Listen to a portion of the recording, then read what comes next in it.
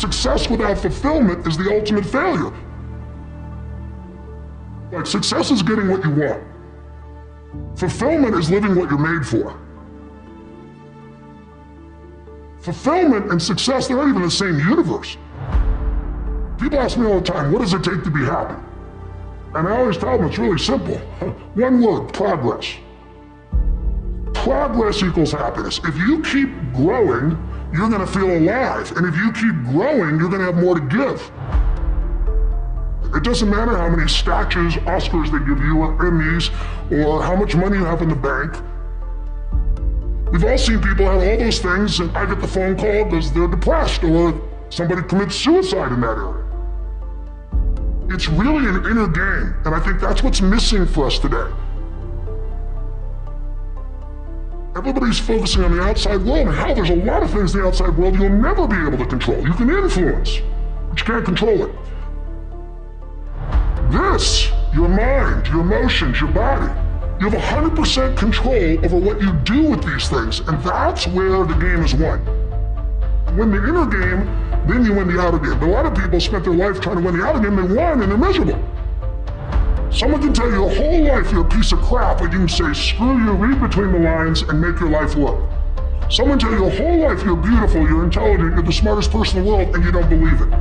Because self-esteem doesn't come from what people say about you. Self-esteem is earned within yourself. It's esteem for yourself, which only comes by doing things that are incredibly difficult, and then your brain goes, this is who I am. You really got to figure out what you're made for, and nobody knows in the beginning. So you start where you are, and you do what's in front of you, do what's next, and you keep growing until you start to discover, hey, this is my real passion. So identity is the number one thing I work to change with people, to expand it. Expand your own sense of who you really are and what you're capable of. And the mindset has to be destroy any limitation and move forward, move forward, move forward. I think passion is the genesis of genius. If you've got enough passion, you're gonna find answers nobody else does. But most people run out of fuel, meaning they get tired, they get exhausted, they get burnt out, they get the law of familiarity. They're around something so much they take it a little bit for granted. And I've managed to see something in myself that I found in every great leader that I've ever respected, and that is, I value intelligence immensely, but I know really smart people can't fight their way out of a paper bag pragmatically, right? What I see as the one common denominator of people that are successful over a lifetime is the sustained hunger. Hunger is the number one factor. You need to be good at pattern recognition, and that's what gets somebody strong at anything. I mean, look at, why is Amazon doing so well? You realize one pattern was valued over anything else, convenience, right? If you look at Tom Brady, a friend of mine, he's got pattern recognition like nobody else at 43 years old. He's able to do things no one dreamed could be done. He's got more Super Bowl rings than any team. See, what do they see that none of us see? What's the pattern? Then you gotta learn pattern utilization. It's one thing to see it, it's another thing to use it. And then if you're good after a while, you get to pattern creation. It's like if you learn to play the piano, most people play other people's music, and then there's a point you've learned so much that you're able to create. It really comes down to anyone can learn anything if it's important enough to you. So it's like my drive is not just for me. That wouldn't be enough because it's easy to meet your own needs. It's not that difficult. But if you can find something that you care about more than yourself, your daughter, your son, your family, your business, your mission, your community, whatever it is, that's really the secret to energy and vitality and strength and really learning. Like one of the things I want to do with people during this challenge is take things that seem so complex and make them so simple so you do it.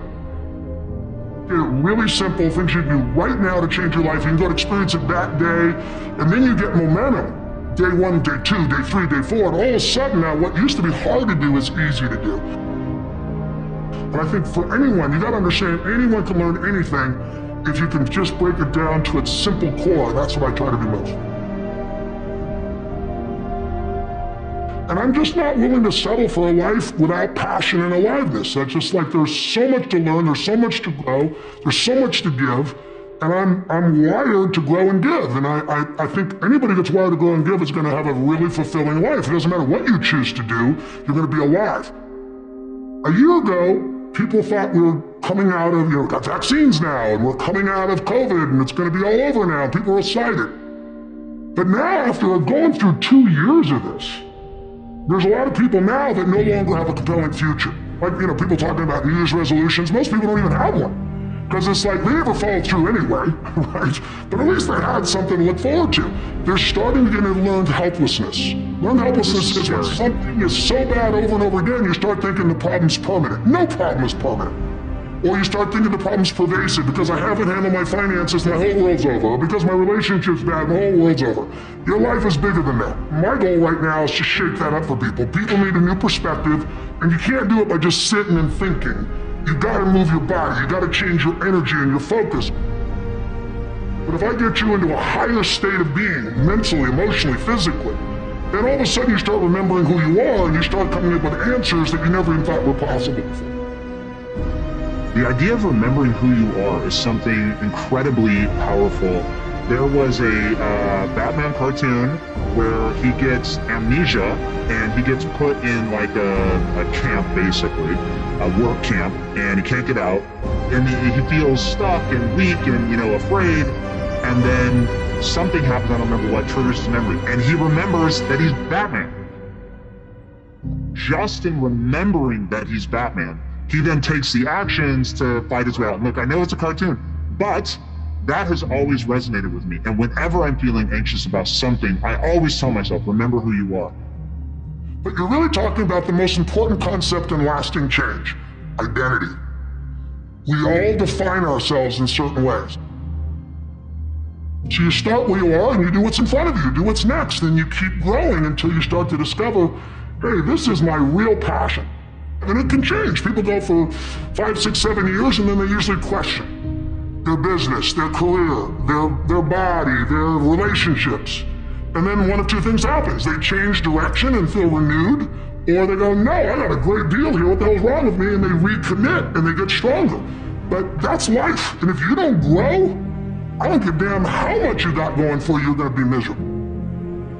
I think as early on I realized, one of the things you have to understand about life is everything changes and everything ends. And that kind of sounds heavy on the front end, but it's a truth. If everything changes and everything ends, number one, it should make you appreciate what you have right now. And then my view is, what's next is always better. If I make it so, it's my job to make it so. And I think that's how we have to navigate. But most of us have been conditioned not to take a risk. People ask me all the time, what does it take to be happy? And I always tell them it's really simple. One word, progress.